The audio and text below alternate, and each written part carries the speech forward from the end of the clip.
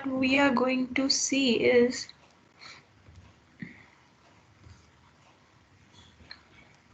machine translation, basically neural machine translation.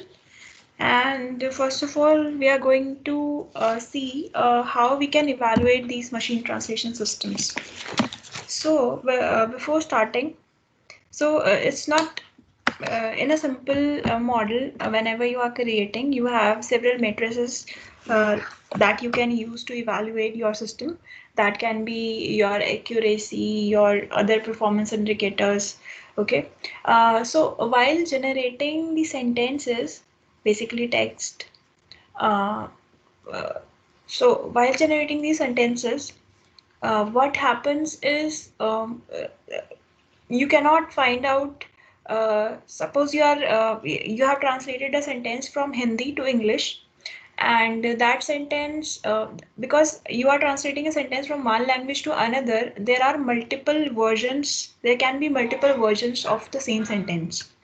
Okay, so what happens is you need to identify that, okay, if one person is translating the Hindi sentence into first type of English sentence, that is also fine. And if the same person is translating that Hindi sentence into another English sentence, that is also fine. So there can be many versions related to a particular sentence when it is translated.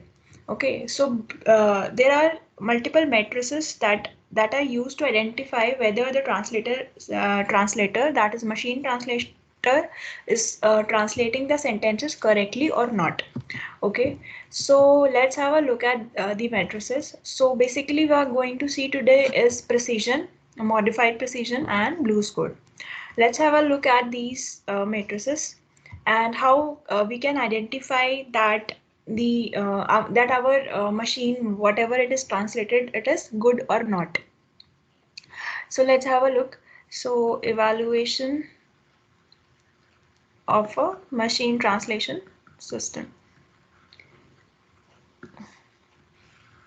So suppose I have a friend sentence.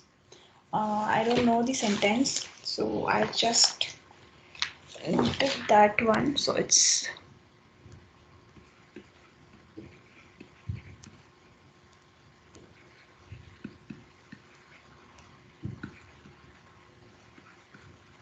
so this is the French sentence, and its English version is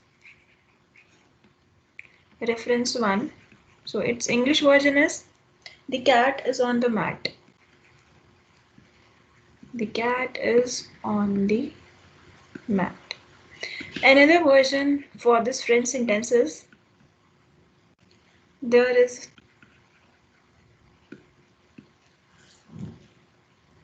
a cat on the mat. So both of the translations are correct. So this is translated by a human translator. So if someone is saying the sentence in French, so it can be translated into either of the English sentence, either in the reference 1 or in the reference 2, either of these two sentences. Okay, so problem lies with the machine translation system is we need to identify which one is correct, because if it's translating in either of them, both of the versions are correct. So we have several formulas to identify. So first one is precision. So precision says, suppose, okay, so this was French, this was English. Now suppose my machine translation system has translated this sentence. This was the input, and output was, let's say, um,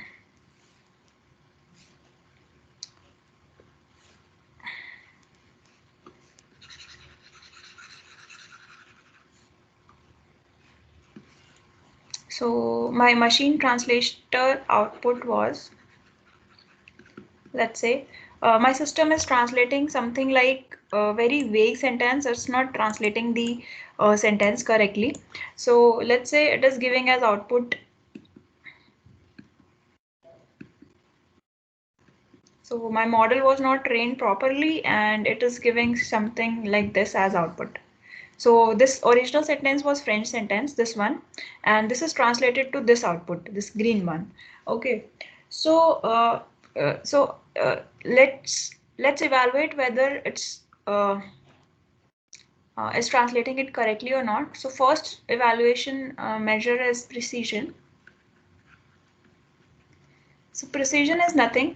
It's just out of the number of times each word in the translated output should appear in any of the reference sentences.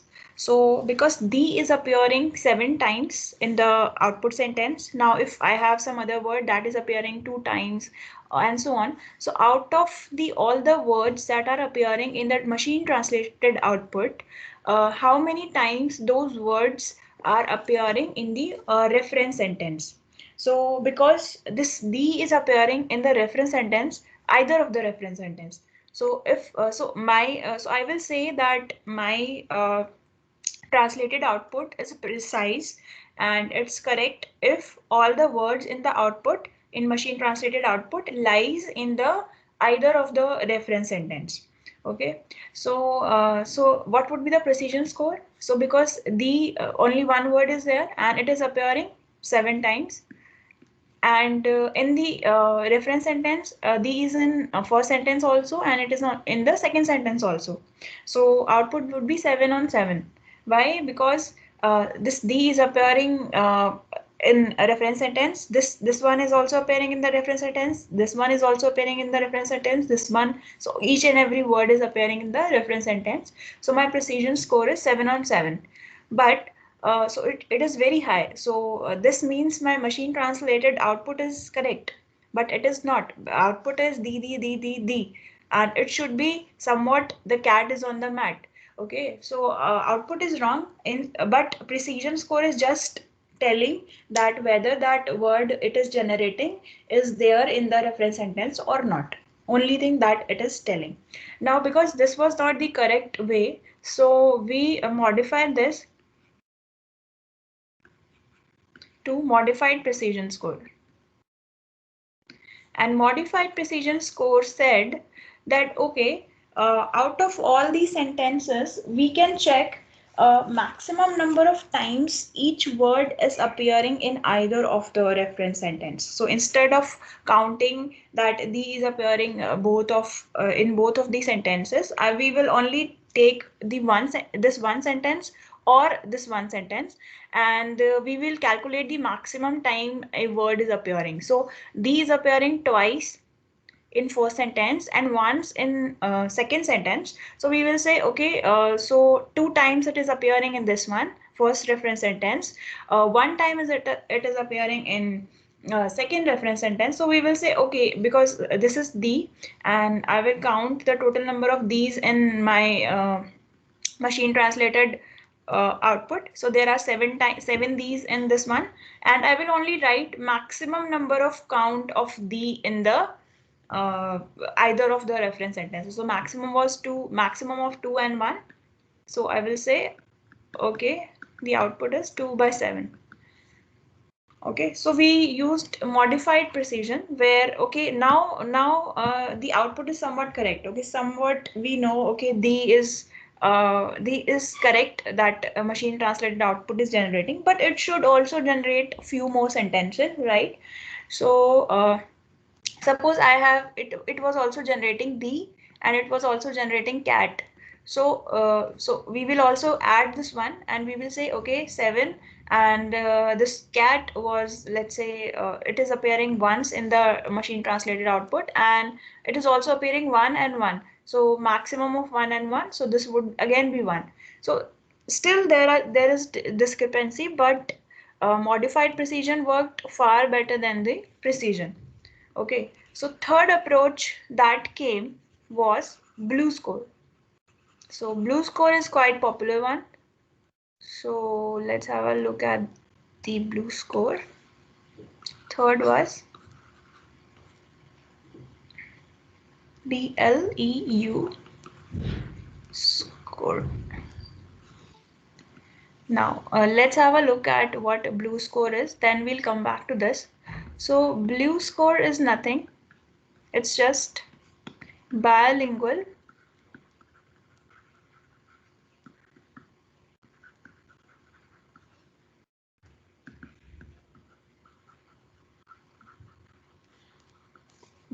evaluation under study. So this was introduced in 2002 or so, and this blue score aimed at identifying the because the problem in previous one was because still we are considering the and we are saying okay somewhat it is correct and 2 by 7 some value is coming, but still this empty output is not at all giving me a proper idea like whether my machine is translating the original sentence correctly or not. If you have a look at this, the output, this output is extremely bad output. You can say only one word that matches is D, and it's not that good. Okay, so but precision, modified precision is giving me some value like 2 by 7, so somewhat some value, some float value it is giving, but it's still not representing the whether these two sentences are whether the output that I require and whether the ML output is correct, is almost similar or not. It's still not giving. So what BlueScore did was it instead of taking the whole instead of taking the single word as for comparison, they considered the group of words, just as in ngram we do. We take two words, we take a group of 2 words, 3 words, up to n words, and we match those 2 words together so as to keep the context also so as to keep the consider the context of the word. So group of word will definitely give a better idea about my sentence, right? So in blue score, instead of taking one word, they consider two words or a group of words in the sentence. Now let's have a look at the bigram. So in bigram they will consider two words, and if I talk about 3 grams, so they will consider a three group of three words to compare from the machine learning output with respect to the output that was generated by that is required according to a human translator, right? So let's have a look at this example for this. So suppose my reference sentence was the cat is on the mat,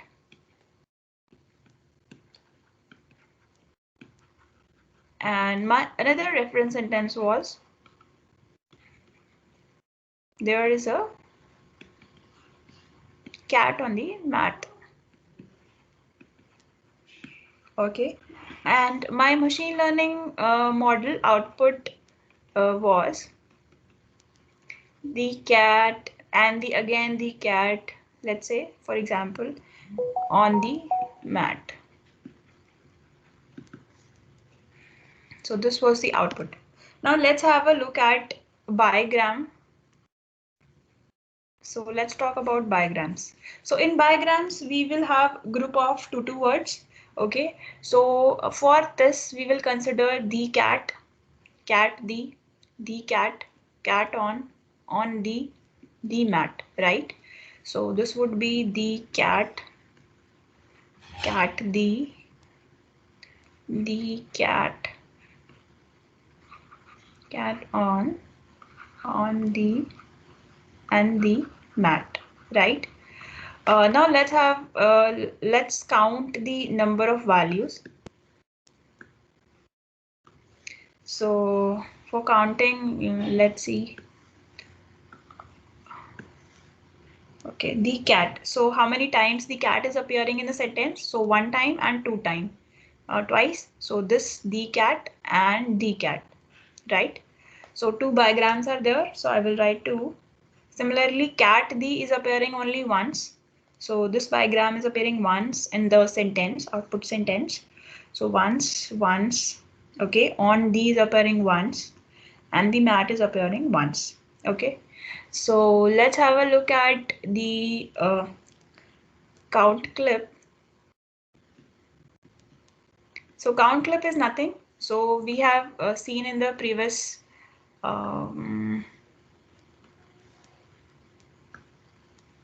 so count clip was nothing. It is the maximum of the appearance of a particular word in either of the reference sentences. Okay, so count. This is count clip, and this is count. Okay, so this is one and the same thing. So here count clip I'll calculate. So this would be the cat. Now I have to check the cat is appearing in reference 1 or not. So yes, it is appearing in reference 1. And is it appearing in the reference 2? No. So okay, so what I will do is I will write maximum of 0 and 1. That would be 1, right? Which is equals to max of 0, 1. So in one sentence it was 0 and one sentence it was 1. Similarly, cat the. So cat the is appearing in none of the sentences. That would be 0. The cat is appearing once in this one, right? So that would be 1, and so on.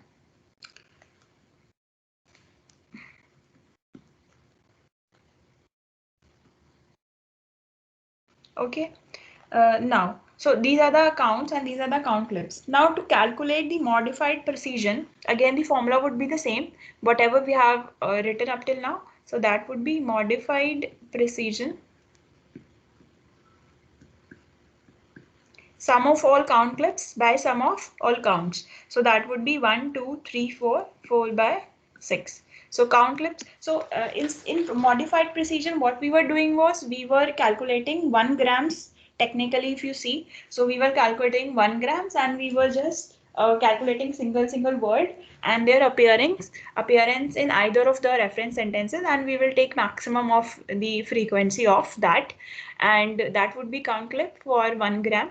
So that was in modified precision. Here in bigrams, you will take a group of two words and you will sum all the count clips in upper numerator, and then you will do sum of the all the number of bigrams in the denominator. As this was for machine translated output, and this is for different sentences that you want. That is this is predicted y and this is actual y, right? So actual y was reference 1 and reference 2 output of the translated sentence. So that is y, and this is predicted y, right? So up till now, any confusion?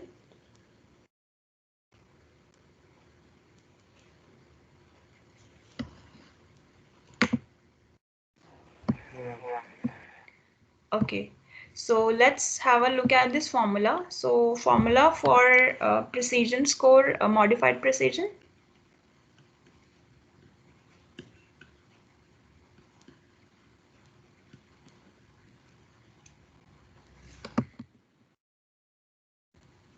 What would be it? So this is sum of unigrams, all the unigrams that belong to predicted y, and count clip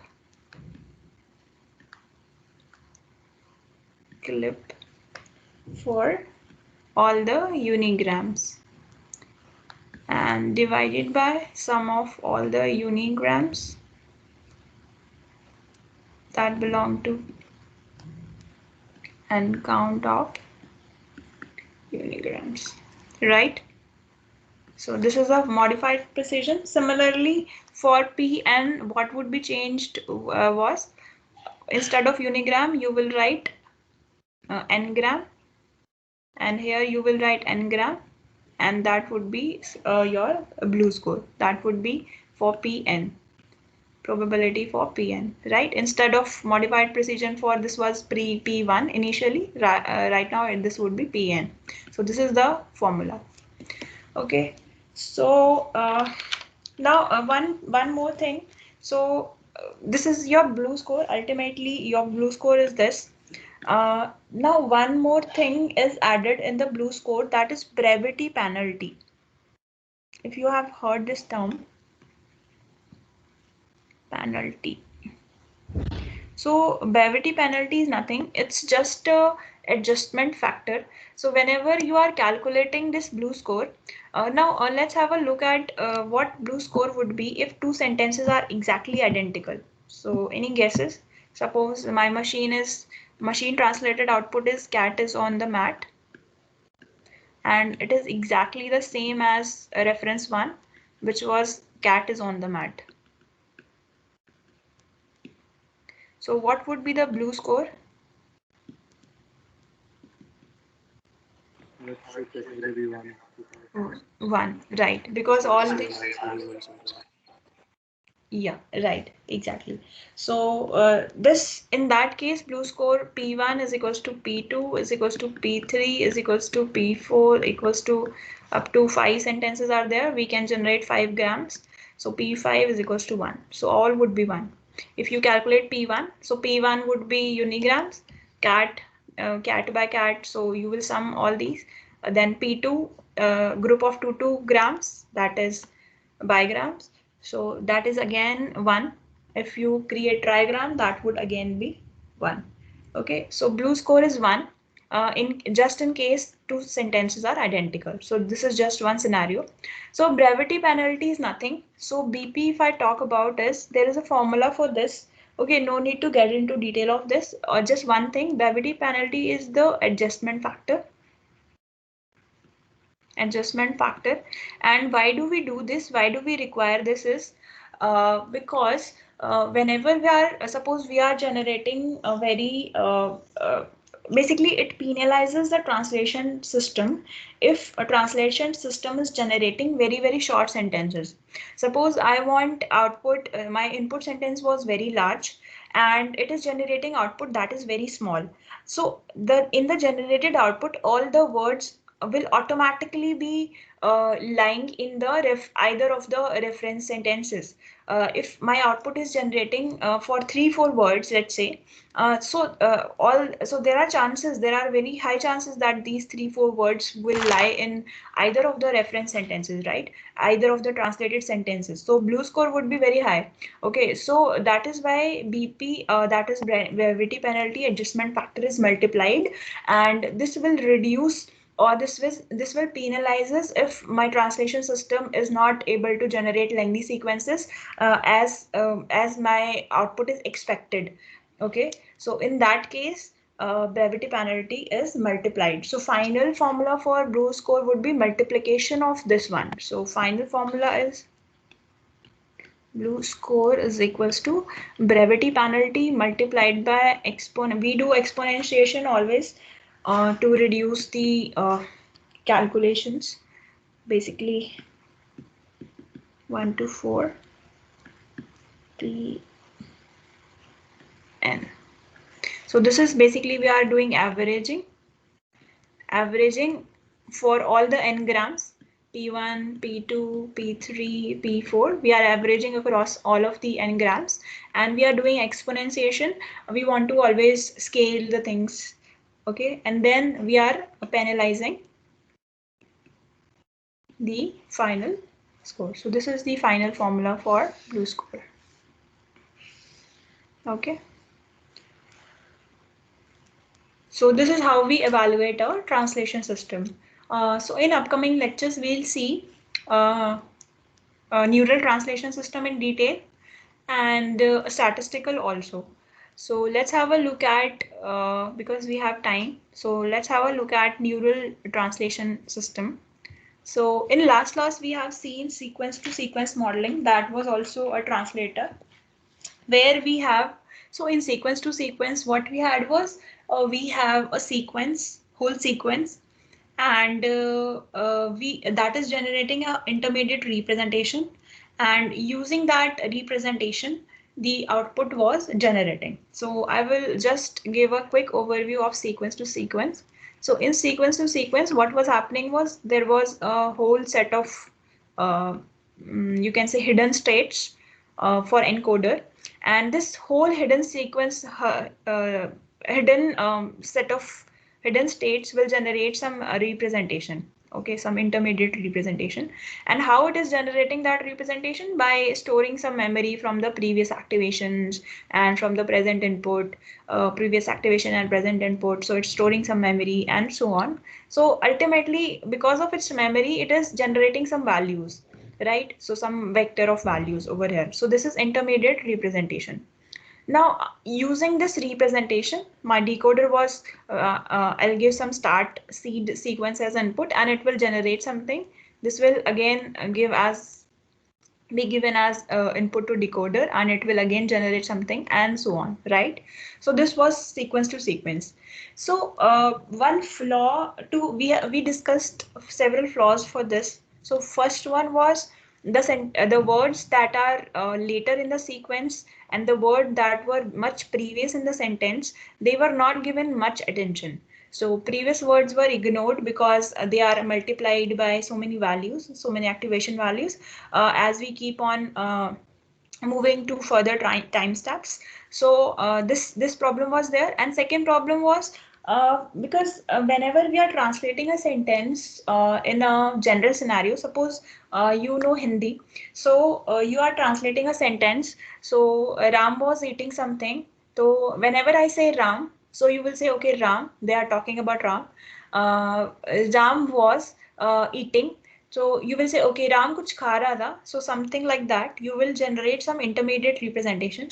And was Ram was eating. So I will say, okay, eating chocolates purchased from a particular shop. So chocolate. So you will say, okay, chocolates kha raha tha. तो उसको आप हिंदी में translate करोगे. तो whatever. So whenever you are translating a sentence, you don't, suppose sentence was very long.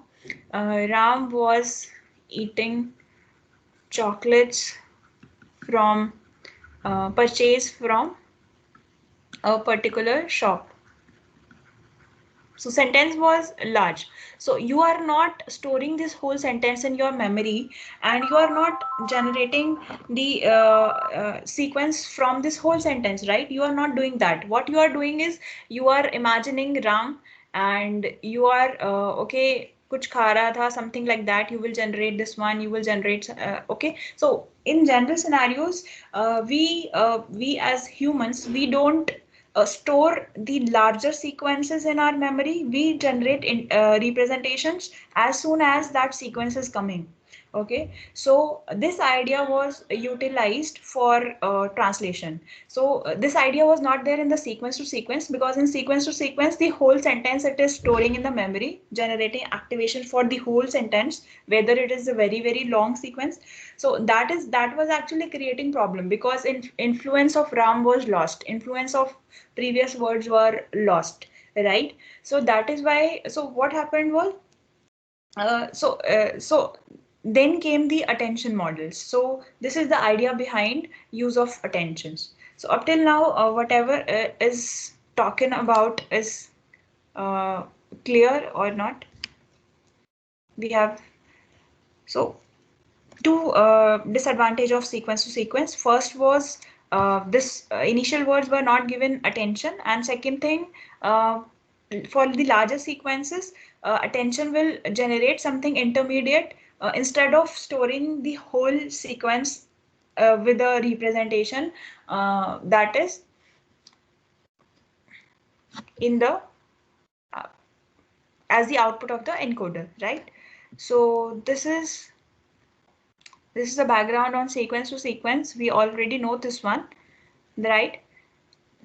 Generate a sequence of hidden states as a function of previous and the input for the position t. So the problem was long time for you to process it. There's no parallelization because you want whole sequence as input, whole input sequence as an input, then only you will generate intermediate representation. And secondly, you will lose a good amount of information that was for the words that were coming previously, right? So solution for this was attention. So attention mechanisms allow modeling of dependencies without caring too much about the distance in the input or output sequences, because in sequence to sequence, this was important, like previous words were not given much attention, while in attention networks this problem was solved. So in upcoming lectures, we'll see how attention works in detail. So today I'm just giving overview of attention, and in upcoming lecture, we will discuss attention model in detail. Okay, so word alignment is so for translating like human, so we need word alignment, which means, so if this is a English sentence, so uh, I will translate it as soon as that word is coming, instead of waiting for the whole sequence, right? So this is translating. Am is decided by this. Now this jelly donut and Berliner. So okay, so Berliner is a person who lives in Berlin, one thing, and secondly, a jelly donut is also called Berliner. So for deciding about Berliner, I need two words, information from two words to decide which word it is, right? So this kind of thing is possible with the attention. We will see how. Now in uh, now, for deciding this first word, uh, in attention network, we look back, and from the encoder we select the word that are important in calculating this first word.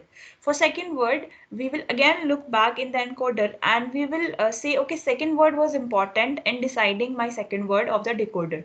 So that importance of a particular word from the input is called attention, and some values are basically, some calculations are going on in the encoder. And so whenever a decoder wants to predict a new word, let's say a decoder wants to predict second word, so it will look back and it will ask the encoder which word is important for me for this prediction. So encoder will tell by doing some calculations, and that is basically attention. So that calculation is called attention, and that calculation will say, okay, which will again a vector of values, and this will say, okay, this word, third word was important for predicting my second word. Okay, third and second word were important for predicting my second word. So this is the idea behind attention. Okay, so for each and every word that it is predicting, it will look back and it will ask a query, basically, that which word is important in a next prediction. Okay, so this is the idea. So it will ask a query, and from the attention, and it will again go back to encoder and check for all the key value pairs, and the word that is very much important will definitely give higher values in its own vector. And suppose this word, first word was important in predicting the first word, so it will say, okay, this one was important. So this is the idea behind attention. Okay, we can discuss this one, and then in next upcoming class, we'll start from this diagram itself. So here what's happening is, suppose, so this is a simplified diagram where we have only one decoder hidden state and two encoder hidden states. Okay, and in these two encoder hidden states, what is happening is, so both of the encoder hidden, suppose decoder hidden state was, this was first word, and this first word that a decoder is predicting. So this will look back, it will ask the encoder, uh, it will basically, it will give some value, a vector of value to this encoder, and two multiplications will be carried out. So one with this first hidden state, and second with the second hidden state. So this word will multiply its query vector with the key vector for encoder, for both the hidden states of the encoder. So there's a multiplication. So suppose this word was 1, let's say. So vector was having some value like 1, and this was having some value like maybe 0.5, and this was having value like 0. So if you multiply this one with this one, so this will definitely be higher and this will definitely be lower. So this vector will be multiplied by this one, and this vector will be multiplied by this one, both of them, and then alignment score is calculated. So basically two values are calculated, 0.5 and 0. And suppose this was not 0.5, this was 15, 20, some random value, and softmax is applied to this so as to scale these values to 0 to 1. Okay, so whatever up till now it is having, so first step is starting from here. It's decoder is asking a query like which word is important to me, and it is saying okay, it is multiplying its query to its key vector, and it's multiplying its query to its key vector, and it's generating alignment score like okay, how much your word aligns with my word. Okay, so this is generating alignment score, and softmax is applied to scale those values to 0 to 1. Okay, so this softmax is nothing, it's just probability, and it's this probability is telling me like okay, this word was very much important. So if probability score was 1.9, so I will say okay, for this it was 0.9, so okay, this word was very important in predicting this one, while suppose this was 0, so okay, this word was not important in predicting this first word in the decoder, right? So this is the probability, then it is multiplied with the values. Okay, so after this here, whatever the values are generating, this is added over here. Okay, so basically this is nothing, addition is nothing, it's just a context vector. So it will add all the values that are generated from the previous over here. So it will be a vector of values over here, a large vector, and all these values are added and over here, and a context vector is generated, and that context vector basically decides like okay, this word was important or not. So this context vector is nothing, it's just telling me that for this word okay, what nearby words were important to me. So this is nothing, this is just maths. Okay, in ultimately all the mathematical equations are there, and okay, in upcoming lectures we'll discuss in detail what are the math, what is the math behind it. So basically one thing that is you have to know about this is decoder will ask a query, and it will generate a query vector, and that will be multiplied with the key vectors of each and every encoder, whatever hidden states are there. So all the multiplication will be done, and then a few values are generated, those values are converted into probability, and this probability is nothing, it is just telling me how much attention one word is given to predict this first word of the decoder. This is the nothing, just probability values, and then those probability value will be multiplied with the original key value pairs of the encoder. Multiplication is done so as to give okay a high weight for this vector. So suppose this probability was 0, so okay, this will be discarded. Okay, so this multiplication is done just to say okay, this one hidden state was important to me while for predicting this first word. Okay, so that multiplication is done, and after that the whole whatever alignment vector is generated over here. So after this multiplication, alignment vector is generated with all the values like 0, 0 1.5 or whatever. So we will so this whole vector is summed over here in the addition part. So from here it will go to this addition part, and then it will decide okay, this word was important to me in prediction of next word. थोड़ा बहुत समझ में आया यहाँ इस ये वाला. We'll discuss this in next class also.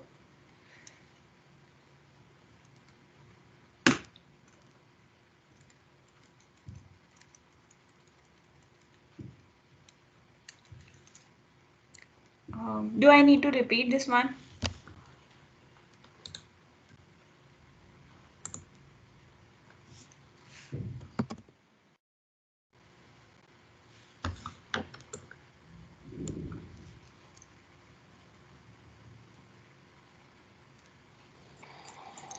Bus one, I think we'll cover it again. Attention, so like we'll cover it again. Yeah. So in upcoming lecture we'll discuss this attention in detail. So again, फिर से एक बार revise हो जाएगा, and have a look at it yourself also. Okay. Anything about the midterm? Sorry. In midterm there would be only 3 units are covered, 3 modules are covered up till I think LST and GRUs are there. up till module 3. So Okay, ma'am. this will not be covered in midterm. Okay, ma'am. Ma'am, you uploaded all the slides, right? Like we can read from them. They're on the